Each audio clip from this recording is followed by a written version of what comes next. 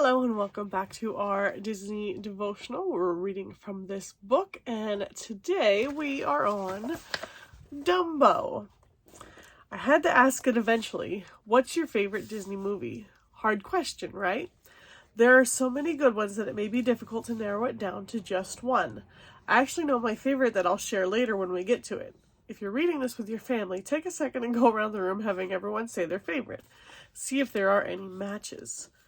The reason I mention it is because today's film was said to be one of Walt Disney's favorites. That makes it pretty special. Today we're discussing Dumbo.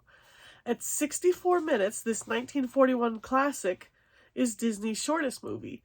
In fact, Walt Disney was advised to lengthen it, but he resisted, saying, "You can stretch a story just so far, and after that it won't hold together." Keeping the Oscar streak alive, Dumbo won the honor for Best Musical Score. It also won at the box office, which was welcome news for Disney Studios after poor returns from both Pinocchio and Fantasia.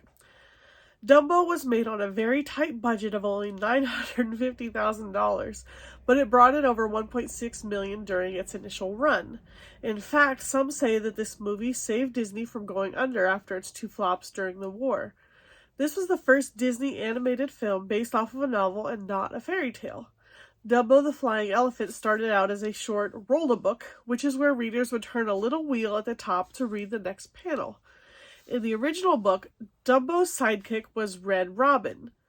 Timothy Q. Mouse was added instead as an original character for this film. Dumbo is one of the few Disney films to be set in America. A final fun fact is that Dumbo was almost named Time's Mammal of the Year and placed on the cover of the famed magazine. However, the attack on Pearl Harbor in December 1941 caused that cover to be pulled and a small article placed inside instead. So have you seen Dumbo lately? Or ever? I had seen it a long time ago, but decided I probably needed to watch it again. Loving this Disney Plus. I enjoyed it, although it's a very simple story that I could tell was done on a tighter budget. There aren't any amazing effects, and Dumbo doesn't even talk. Have you ever noticed that? I don't think I noticed that. This is one of the few Disney films, or maybe the only one, where the main character doesn't talk. Nevertheless, the story is a sweet one with a happy ending, and most importantly, a good moral lesson, typical for Disney. When we discussed the Dumbo ride at Magic Kingdom in Book 1, we talked about Dumbo's magic feather, comparing it to what provides our confidence and strength. Now we need another lesson. How about those big ears?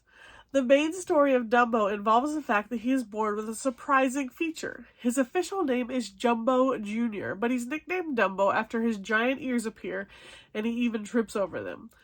Those ears cause him to get laughed at and picked on, leading to his mother's anger and eventual separation.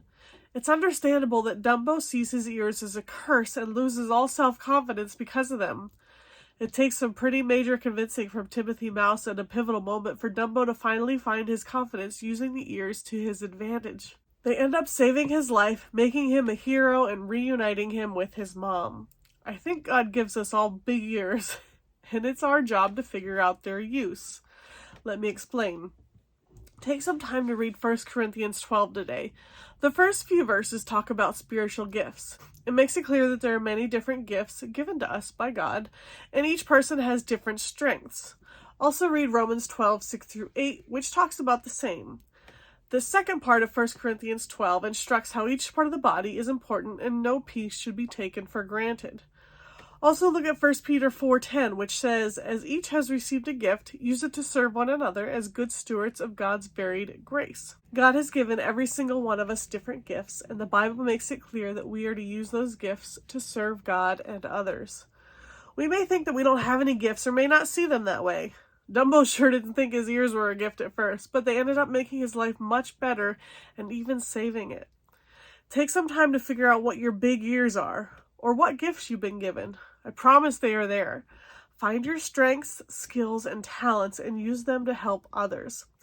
If you're unsure what they are, ask family or friends who will be honest with you. It may be a hidden gift, talent, or characteristic you don't even know about. But figure it out, thank God for it, and use it. Be proud of your big ears. God gave them to you for a reason. It's a great reminder. Thank you for joining me today, and I'll see you next time.